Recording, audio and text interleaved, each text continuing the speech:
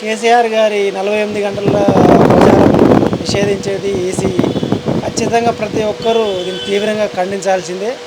ఎందుకంటే Congress party, BJP పార్టీలకు నిజంగా ప్రజాదరణ ఉంటే కేసీఆర్ బస్సు యాత్రని అడ్డుకోవడం జరగొద్దు. ఎందుకంటే ఎన్నికల ప్రచారంలో ప్రతి ఒక్కరూ వ్యక్తిగత విమర్శలకు తావివ్వకుండా ప్రజల సమస్యలపై, రాష్ట్రంపై అవగాహనతో మాట్లాడాల్సిన అవసరం ఉంది. ఎటువంటి వివాదాస్పద వ్యాఖ్యలు గత 10 ఏళ్లలో మనం ఎక్కడా చూడలేదు. ప్రజా సమస్యలపై, రాష్ట్ర అభివృద్ధిపై, ప్రజల యొక్క సమస్యలపై ఎప్పుడూ రైతులపై, యువతపై ప్రతి ఒక్క అన్ని రంగాల్లో అభివృద్ధి సాధించాడు. అటువంటి కేసీఆర్పై 48 గంటలు అనేది ఇప్పుడు మేము పోస్టులు కూడా చూస్తున్నాం, సోషల్ మీడియాలో కూడా మేము పోస్టులు చూస్తున్నాము. అందరు ప్రతి ఒక్కరు ఖండిస్తున్నారు. కాంగ్రెస్, బీజేపీ పార్టీ నిజంగా జాతీయ పార్టీలు అయితే, నిజంగా వాటికి ఓటు బ్యాంకు, సీటు బ్యాంకు అంత ఉందని నమ్మకం ఉంటే కేసీఆర్పై మీరు ఎట్లాంటి నిషేధం విధించకూడదు. ఈటీలు, ఐటీ రైట్స్, సిబిఐ దాడులు ఈ బీజేపీ సొంత సంస్థలాగా చేస్తున్నారు. వీటన్నిటిని మేము ఖచ్చితంగా ఖండించాల్సిందే. కేసీఆర్ గారి బస్సు యాత్ర చాలా చాలా చాలా చాలా అద్భుతమైన, విశేషమైన ప్రజాదరణ పొందింది. గత 4 నెలల్లోనే కాంగ్రెస్ ప్రభుత్వం ఏర్పడిన తర్వాత ఎంత వ్యతిరేకత ఉందనేది రేపు మనం ఎంపీ ఎన్నికల్లో ఓటు బ్యాంకు ద్వారా మనం చూడబోతున్నాము. ఖచ్చితంగా ఈ ఓటు బ్యాంకు రూపంలో కాంగ్రెస్ పార్టీకి, బీజేపీ పార్టీకి ఇక్కడ అక్కడ సరైన బుద్ధి చెప్పగలుగుతారని నేను అనుకుంటున్నాను. కేసీఆర్ గారిని ఎవ్వరూ ఏం చేయలేరు. ప్రజానాయకుడిగా గత 10 ఏళ్లలో మనం చూసాము, ఉద్యమ నాయకుడిగా చూసాము. గ్రామీణ కార్పొరేషన్ చైర్మన్ బ్యాంక్ స్థాయి నుంచి ఎన్నో పదవుల నుంచి ముఖ్యమంత్రి స్థాయికి వచ్చిన వాడు, ఒక్కొక్క మెట్టెక్కి వచ్చిన రాజకీయ కుట్ర కోణం అనేది ఖచ్చితంగా క్లియర్గా కనబడుతుందండి. ఎందుకంటే రేవంత్ రెడ్డి గారు ముఖ్యమంత్రి, కాంగ్రెస్ నాయకుడు ముఖ్యమంత్రి అని చెప్తున్నప్పుడు మీకు బీఆర్ఎస్ పార్టీ లేదు, పని అయిపోయింది అని అనుకున్నప్పుడు మీరు కేసీఆర్ పైన బీజేపీ దేశంలో ఉంది, సెంట్రల్లో అధికారం, మీరు రాష్ట్రంలో అధికారం ఉంది. అధికారం ఉంటే ఒక వ్యక్తి మీద ఇలాంటి నిషేధం అనేది ఎక్కడ లేదు. కాకపోతే ఈసీపై చట్టంపై కండిషన్స్ పెట్టి మీరు దాని మీద నిర్ణయం తీసుకోండి. అంతేగాని ఒక వ్యక్తిగతంగా బస్సు యాత్ర చేస్తారు, ఇక్కడ మర్డర్లు చేయడం లేదు, మానభంగాలు చేయడం లేదు, ఎక్కడ వివాదాస్పద వ్యాఖ్యలు లేదు. బీజేపీ పార్టీ వివాదాస్పదంగా చేస్తుంది. కాంగ్రెస్ పార్టీ ఇచ్చిన హామీలు డిసెంబర్ 9 నుంచే 6 గ్యారెంటీ హామీలు అన్నది ఒకటన్నా నెరవేరిందా? లేదు. ఫ్రీ బస్సు ఒకటే కదండి నెరవేరుతుంది. ఫ్రీ బస్సు వల్ల ఎవరికి ఉపయోగం ఉంది? మహిళలకు తప్ప ఎవరికైనా ఉపయోగం ఉందా? మిగతా హామీలు ఏమైనాయి? గంగలో ఎలక్షన్ కూడా అంటున్నారు. ఇప్పుడు రేపు ఎంపీ ఎలక్షన్స్ అయిపోయినాక జెడ్పీటీసీ, ఎంపీటీసీ ఎలక్షన్స్ వస్తాయి. అవి అయిపోయినాక మళ్ళీ ఆగస్టు 15 డేట్ మారుతుంది. మళ్ళీ మున్సిపాలిటీ చైర్మన్ సెలక్షన్ అంటారు. దాని తర్వాత కార్పొరేషన్ చైర్మన్లు ఎన్నికంటారు, వార్డు మెంబర్లు, జెడ్పీటీసీలు ఈ ఎన్నికలు అంటారు. ఈ ఎలక్షన్స్ మొత్తం ఎన్నికలను జరుపుకుంటూ వస్తుంటాడు. ఏ రంగం ఒక సంవత్సరం మొత్తం వృధా చేసిండు. ఇప్పుడు రేపు ఫ్రీ బస్ ఎఫెక్ట్ కూడా ఎంత బడ్జెట్ తీసి ఎవరి మీద వేస్తాడు అనేది కూడా చెప్పాలి. ఫ్రీ బస్సు కూడా అది కూడా బంద్ అవుతుంది కొన్ని రోజులైతే. దయచేసి తెలంగాణ రాష్ట్ర ప్రజానికానికి ఒక్కటే వినయజేస్తున్నాను, కాంగ్రెస్ పార్టీకి, బీజేపీ పార్టీకి ఓటు రూపంలో మాత్రమే మనం బుద్ధి చెప్పగలుగుతాము. కేసీఆర్కి, బీఆర్ఎస్ పార్టీకి మద్దతు ఇవ్వండి. మనోడైనా, మన మట్టి పనివాడికైనా మనోడు కావాలని, కొట్టడానికి ఒకరు ఉండాలని మనం కోరుకుంటున్నాం. ప్రతిపక్షం అనేది లేకుండా ఉంటే ఇక్కడ కానీ అక్కడ కానీ ఆ కళ్ళు నెత్తికెక్కి అధికారం దాహంతో ప్రతి ఒక్కరూ ఏదో ఒక విధంగా ఇలాంటి నాయకుడిని కనుమరుగు చేసి, పార్టీలన్నీ కనుమరుగు చేసి ఈ ఏకచక్రాధిపత్యంతో ఏలాలనుకున్న ఈ సరైన ఈ 2 దేశీయ జాతీయ పార్టీలకు మనం బుద్ధి చెప్పాల్సిన అవసరం ఎంతైనా ఉంది. అట్లా ఆపడం అయితే కరెక్ట్ కాదు. ఎందుకంటే ఇప్పుడు ఎలక్షన్స్ అంటే ఎవరైనా ప్రచారం చేసుకోవాలి, ఎవరైనా పార్టీలకు అధికారాన్ని చూస్తారు. మన వాళ్ళకి 10 డేస్ వాళ్ళు పాలన చేసుకుంటూ వాళ్ళ ప్లస్ లేదు మైనస్ లేదు ఆయన కూడా చెప్పుకోవాలి కదా. ప్రజలకు తీసుకుపోవాలని కంపల్సరీ క్యాంపెయినింగ్ చేసుకోవాలి. అట్లా అని చెప్పేసి ఈయన సీఎం ప్లేస్ నుండి ఈయన సాధిస్తుంటే ఆయన కూడా బూతులే మాట్లాడుతున్నారు. ఇంకా కొంచెం బెటర్. ఇంకా కేసీఆర్ గారు వే ఆఫ్ లాంగ్వేజ్ అదే ఫస్ట్ నుంచి. ఈయన అధికారంలోకి వచ్చినా ఇంక ఎక్కువైంది ఈయన సకాలం. సో అది ఎవరి ప్రచారం అది చేసుకోవాలి. అది ఈసీ అట్లా బ్యాన్ చేయడం కరెక్ట్ కాదు. నా ఒపీనియన్ అయితే కరెక్ట్ కాదు. ఈరోజు 8 గంటల నుంచి 2 డేస్ ఇంకో 48 hours వరకు ఎలాంటి సభల సమావేశాలు నిర్వహించొద్దని ఈసీ నోటీస్ జారీ చేసింది. అది తర్వాతనైనా పెట్టుకోవచ్చు కదా. 48 hours వల్ల పోయే నష్టం ఏంటి, అసలు జరిగే నష్టం ఏంది? ఏంటంటే అవతలని అనగదొక్కడం అనేది తప్పించి దాంట్లో మించి ఏం లేదు. వీళ్ళు అధికారంలో వాటికి వీళ్ళు చేస్తారు. అంతకుముందు ఆయన అధికారంలో ఆయన చేసిందని చెప్పేసి రివెంజ్ తప్పించి అందులో వేరేదేం లేదు. సో నా ఒపీనియన్ అయితే అదే. దానివల్ల చేస్తే కంప్లీట్గా బంద్ చేయాలి. కేసీఆర్ చేస్తే మళ్ళీ ఎలక్షన్స్ ఆల్మోస్ట్ 13కు ఉన్నవి, తర్వాత కూడా ఛాన్స్ ఉంది కదా ఇంకా ఫర్దర్గా. సో అది కరెక్ట్ కాదు. ఏంటంటే వాళ్ళ అధికారాన్ని చూపించుకోవడం కోసమే. అంత ఐడియా అయితే లేదు, కానీ నాకున్న ఇప్పుడు చూసిన ఈ మధ్యకాలంలో చూసింది ఏంటంటే ప్రజలు ప్రాబ్లమ్ సాల్వ్ చేసేది పోయి ఒకళ్ళ మీద ఒకళ్ళు విమర్శలు చేసుకుని ఇది నిజమైన రాజకీయం అయితే అనిపించట్లేదు. నేనేం ఆపు చేయడాన్ని ఎట్లా చూస్తారు? ఇప్పుడు తక్కువ రేట్ ఉంది కదా. ఆపు చేయడం అనేది కరెక్ట్ కాదు. ఎవరి పర్సనల్ వాళ్ళ గురించి ఫస్ట్ మనం ఎదుటి వాళ్ళని విమర్శించడం తప్పు. ప్రజల సమస్యల గురించి మీరు పోరాడాలి, కానీ ఇలా ఒకరి మీద ఒకరు దూషణ చేసుకుంటూ రాబోయే యువతకి రేపు ఏం నేర్పిస్తున్నాం మనం? రాజకీయం అంటే అదేనా? ప్రజల సమస్యలను సాల్వ్ చేసే ఆలోచన వల్ల రావాలి వచ్చే యువతకి. నేను అనుకోవడం అది ప్రాపర్గా ఇప్పుడున్న రాజకీయం అయితే నాకు ప్రాపర్గా వాళ్ళు అధికారంలో ఉన్నారు కాబట్టి ఈసీ ద్వారా అట్లా చేయించి అనుకోవచ్చా? నాకు అంత ఐడియా లేదు మేడం. నా చదువుకున్న అయితే ఈ రాజకీయం అయితే కరెక్ట్గా లేదని అంటున్నాను. ఆయన మీద కోపం లేదు, ఈయన మీద కోపం లేదు. First focus on people's problems. ఎంతో ఫేస్ చేస్తున్నారు కదా, అవి సాల్వ్ చేయండి ముందు. రైతులైనా ఎవరైనా అదే అంటున్నాను. ఇది రాజకీయం అనేది ఒక రకమైనటువంటి బూతు కవిత్వంగా బూతు పురాణంగా మారిపోయింది. అక్కడ అధికారంలో ఉన్న అనధికారులైన అంటే అధికారంలో లేకున్నా వాళ్ళ చేసిన వాళ్ళ యొక్క అభివృద్ధి అనేది చెప్పుకోవాలి తప్ప ఒకరినొకరు తిట్టుకోవడం కరెక్ట్ కాదు. అలా అని చెప్పేసి మనం తిట్టడం లేదని కాదు. ఇక్కడ అందరూ అలాగే తిట్టుకుంటున్నారు కాబట్టి అందరినీ సమానంగా చూడాలి. ఇక్కడ ఈసీ అయినా సరే రెండు వైపుల నుంచి ఆపేసేయాలి, అది కరెక్ట్. అది ఇక్కడ విషయం ఏమైందంటే అభివృద్ధి పోయింది, ప్రజల గురించి ఏం చేశారో చెప్పడం వదిలిపెట్టేసి వాళ్ళది చెడ్డి కూడా విత్తమని వీళ్ళు అనడం, లేకపోతే వీళ్ళని ఆయన తిట్టడం. ఈ తిట్టడంలోనే ప్రజలకి అసలు ఆ న్యూస్ చూడడానికి కూడా విసుగొచ్చేస్తుంది. ఆ ఛానల్స్ చూడగానే ఏముండదు అందులో, వాళ్ళు ఏం చెప్పరు, వాళ్ళని వీళ్ళు తిట్టుకోవడం, వీళ్ళని వాళ్ళు తిట్టుకోవడం. ఆ రకంగా సమస్యని పెంచుకొని ప్రజల్ని పట్టించుకోవడం వదిలిపెట్టేసి వీళ్ళ యొక్క వ్యక్తిగత విషయాలు కావచ్చు లేదా రాజకీయ విషయాలు కావచ్చు దీంట్లో తలమునకలు అయిపోయేసి ప్రజల గురించి ఏంటి, ప్రజలు ఏమి ఇబ్బందులు పడుతున్నారు, వాళ్ళ కోసం ఏమేమి చేద్దాం అనేటువంటి మాట్లాడే రాజకీయ పార్టీ లేదు ఈ రోజుల్లో. కంప్లీట్గా 2 days ప్రచారాన్ని ఆపడం అనేది కరెక్ట్ కాదు. ఒకవేళ ఆపాల్సి వస్తే రెండు వైపుల నుంచి ఆపాలి. అది సీఎం కావచ్చు, మాజీ సీఎం కావచ్చు, ఎవరైనా సరే ఇద్దరికీ పనిష్మెంట్ ఉండాలి, లేదా ఇద్దరిని వదిలిపెట్టాలి. అది నేను అర్థం చేసుకుంది ఏంటంటే ఏ పార్టీ అయినా సరే బూతులు మాట్లాడకపోవడం బెస్ట్. ఉన్న సమస్యల పైన నలుగురు అన్ని పార్టీలు సమావేశమై సమస్యను ఎట్లా సాల్వ్ చేయాలని చూసుకోవాలి. ఇప్పటికీ మన హైదరాబాద్లో కూడా చాలా సమస్యలు ఉన్నాయి. వర్షం వచ్చినా కూడా మొత్తం అన్ని నగరాలన్నీ కుండపోతున్నాయి. 10 సంవత్సరాలు పాలించిన కేటీఆర్ కూడా ఏమంతా సొల్యూషన్ తీసుకురాలేదు. కనీసం ఇప్పుడు రేవంత్ ఉన్నాడు, అతనైనా ఈ సొల్యూషన్ తీసుకురావాలి.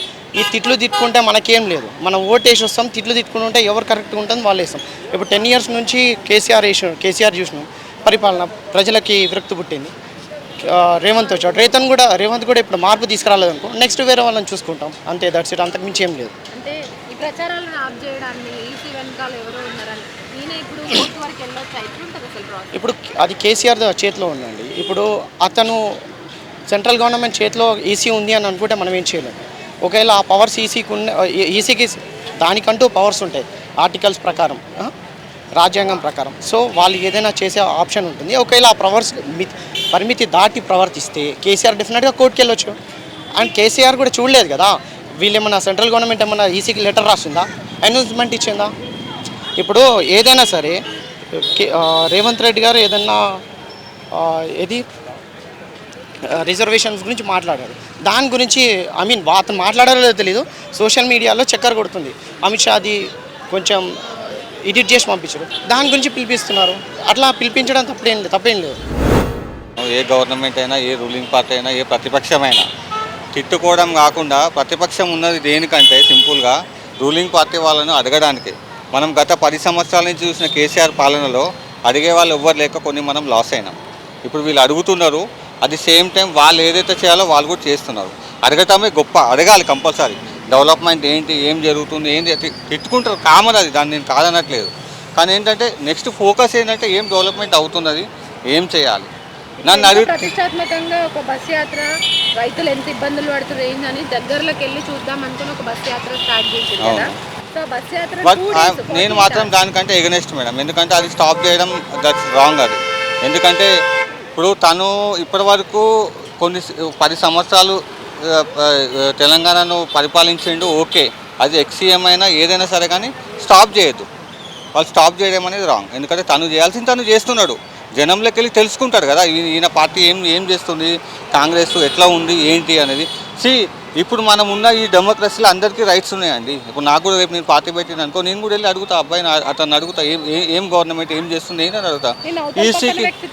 ఈసీ తిడితే ఆబ్వియస్లీ తిడతాను, నేను కంపల్సరీ తిడతాను. తిట్టినప్పుడు తిట్టకుండా ఇట్లా ఎందుకు ఊరుకుంటాము?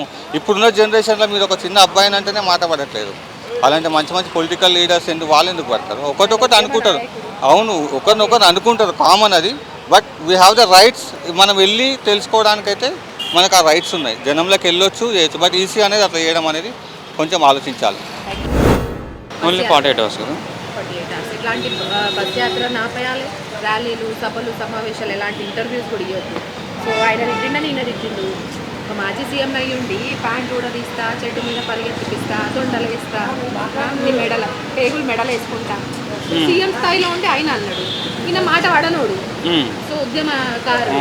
సో ఈయన ఎట్లా ఊరుకుంటాడు, ఈయన మాట. సో దీనికి ఒక్కరి మీద ఇలాంటి చర్యలు తీసుకోవడం అనేది సమంజసం. ఇలా కేసీఆర్ సార్కి మళ్ళా ఆయన పబ్లిక్లోకి ఎప్పుడైతే బౌన్స్ బ్యాక్ అయిండో, ఆయన గాయం తర్వాత కానీ ప్రభుత్వం పోయినాక కానీ ఆయన బౌన్స్ బ్యాక్ అయిన విధానానికి ఈ కాంగ్రెస్కే కానీ ఇప్పుడు బీజేపీ అనుకోండి, వేరే ఇతర పార్టీలు అనుకోండి, ఎవరైనా అనుకోండి, వాళ్ళకు ఒక భయం స్టార్ట్ అయిపోయింది. కేసీఆర్లు అంటోని ఇప్పుడే అనగదొక్కేయాలి, ఇటువంటి ఆయన మళ్ళీ బయటకు వస్తే మళ్ళీ మొత్తం వాళ్ళ ఉనికే కోల్పోతారేమో అని భయం అవుతుంది. ఇలాంటి గొప్ప లీడర్ని మళ్ళీ తొక్కేద్దామని వీళ్ళందరూ కుట్రలో భాగమే తప్ప ఇది కేసీఆర్కి భయపడి ఎప్పుడైతే ఆయన బయట ప్రజల్లోకి వచ్చిండో అప్పుడే కేసీఆర్ గెలుపు మొదలైపోయింది. రానున్న పార్లమెంట్ ఎలక్షన్లో మీరు చూసినట్టయితే ఇవాళ 7 స్థానాలు గెలుస్తాయని ప్రతి సర్వేలు చెప్తుంది. ఇప్పుడు కేసీఆర్ అనేటోడు కొంచెం గట్టిగా తిరిగితే పుసుకొని 14 స్థానాలు కొడితే తెలంగాణలో తిరగలేని శక్తి అయిపోతుంది. ఏంది ఏమవుతుందా అని చెప్పి భయంతో వీళ్ళు వాళ్ళని నువ్వు తిట్టినట్టు చేయ, నేను కొట్టినట్టు చేస్తా అనే విధానంలో వాళ్ళిద్దరు తిట్టుకొని వీళ్ళిద్దరి మధ్యలో పొత్తులో వాడి ఆడ ఏమైనా చూసుకుంటే మనము గాలదేమో ఢిల్లీలో దోస్తీ ఉంటుంది, గల్లీలో కుస్తీ ఉంటుంది. అదేవిధంగా అయిపోయింది. వాళ్ళలోనే ఢిల్లీలో కొట్లాడుకుంటూ ఉంటారు, ఇటు గల్లీలో దోస్తాన్ని చేసుకుంటా, అటు కావద్దు. అయితే బీజేపీ గెలవాలి, లేకపోతే కాంగ్రెస్ గెలవాలి. అంతేగాని కేసీఆర్ అనేటోడు గెలవద్దు, కేసీఆర్ అనేటోడు బయటకు రావద్దు. ఇప్పుడు కవితమ్మను అరెస్ట్ చేసిరు, నెక్స్ట్ కేటీఆర్ని ఏదో రకంగా చేసి లోపల పంపించాలి, సంతోష్ రావుని లోపల పంపించాలి, కేసీఆర్ని లోపల పంపించాలి. ఆయన తండ్రి లాంటి వయసు ఆయన పట్టుకుని ఏ మాట పడితే ఆ మాట మాట్లాడతారు వీళ్ళు. కానీ పబ్లిక్ అయితే తెలుసుకోరు, మేము చేసిన మిస్టేక్ ఏంటనేది తెలుసుకోరు. ఇవాళ రేపు అయినా సరే ఇప్పుడు 7 స్థానాలు వస్తున్నాయి టీఆర్ఎస్కి. ప్యాంట్ లేకుండా ఎందుకు తిరుగుతలేడమ్మా చెట్టు మీద, ప్యాంట్ వేసుకొని ఎందుకు తిరుగుతున్నాడు అని అడిగితే అదేంటి సార్ అట్లా సాధిస్తున్నారు అంటే, నువ్వు తలతిక్క క్వశ్చన్స్ అడిగితే నేను తలతిక్క సమాధానాలే చెప్తా అన్నాడు ఒక లేడీ జర్నలిస్ట్. సో సీఎం పదవిలో ఉండి తన అనడం కూడా కరెక్ట్ అయింది.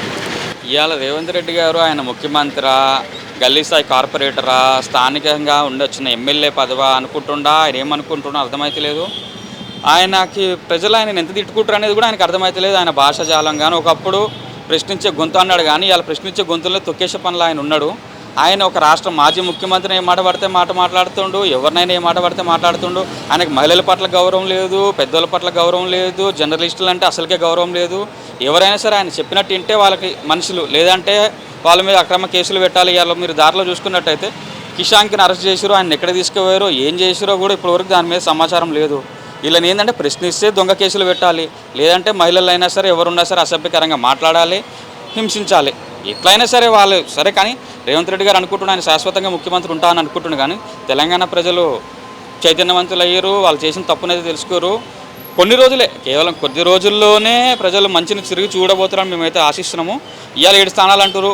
కేసీఆర్ సార్ బస్సు యాత్రను ఏదైతే ఆపిరో రేపటి నాడిగా 14 వస్తాయి. ఈ లింక్లను ఆపుకుంటూ పోతే తెలంగాణలో క్లీన్ స్వీప్ చేయబోతున్నారు. కేసీఆర్కి వీళ్ళే ప్రచారం చేస్తారు, కేసీఆర్ని గెలిపించేది వీళ్ళే. ఎందుకంటే కర్ణుడి సావుకి 1,00,000 కారణాలు అన్నట్టు వీళ్ళ సావుకి వీళ్ళే కారణాలు గొంతచ్చి పెట్టుకుంటారు. వీళ్ళు అదే ఆపుదాం అనుకుంటే బంతిని నేల మీద ఎంత గట్టి కొడితే తిరిగి ఎంత పైకి వస్తుందో అదేవిధంగా కేసీఆర్ సార్ బౌన్స్ బ్యాక్ అవుతుండో. కేసీఆర్ సార్ ఇవాళ 14 వస్తాయి. వీళ్ళు ఇట్లనే ఆపితే 17 స్థానాలు కూడా రావచ్చు. కేసీఆర్ గారి బస్సు యాత్రను ఆపడం అనేది 100% రాంగ్. దాన్ని ఆపడం అనేది అరచేతి అడ్డుపెట్టి సూర్యకాంతిని ఆపినట్టే. ప్రజల్లో కూడా తీవ్ర వ్యతిరేకత వస్తుంది. ప్రతిపక్ష నాయకుల్ని గొంతు నక్కాలనే ఆలోచన తప్ప అందులో వేరే ఉద్దేశం లేదు. ఎవరి ప్రచారాన్ని వాళ్ళని కొనసాగించాలి. ఇది అధికార పార్టీ వాళ్ళ కుట్రలో భాగంగా కేసీఆర్ గారి ప్రచారాన్ని అడ్డుకున్నారు, కానీ అది కరెక్ట్ కాదు. ఇప్పుడు ఈయన గత మనం 3 నెలల నుంచి చూస్తున్నాం ఈ సీఎంని. కేసీఆర్ చేసిన మంచి పనులన్నీ అప్పుడే మర్చిపోతారా జనాలు? ఎవరు మర్చిపోరు కదా. కరోనా టైంలో కూడా తను ఎంతో కృషి చేశారు. కవిత కానీ వాళ్ళ కేటీఆర్ఏ కానీ వీళ్ళందరూ ముందొచ్చి మనకు ప్రజలకు ఏదైతే అవసరాలు ఉన్నాయో అవన్నీ తీర్చారు కదా. మన అంత ఈజీగా అప్పుడే 6 నెలలకే గవర్నమెంట్ అట్లా మాట్లాడడం కూడా తప్పే కదా. 6 నెలలకి 10 ఏళ్ళ నుంచి ఉన్న ప్రేమ 6 నెలలకే 3 నెలలకే పోతుందండి, పోదు కదా. అదంతా భ్రమ. ఈ దొంగలకు మాత్రం తెలంగాణ వ్యక్తులు సపోర్ట్ చేయరు. ఖచ్చితంగా కేసీఆర్ మన మంచి మళ్ళీ నెక్స్ట్ మనం కేసీఆర్ని ఫామ్ చూడబోతున్నామని అనుకుంటున్నాము తెలంగాణ బిడ్డగా. సో ఈ 48 అవర్స్ బస్ యాత్రను ఆపడాన్ని ఎట్లా చూస్తారు? అది ఎవరి వల్ల కాదు మేడం.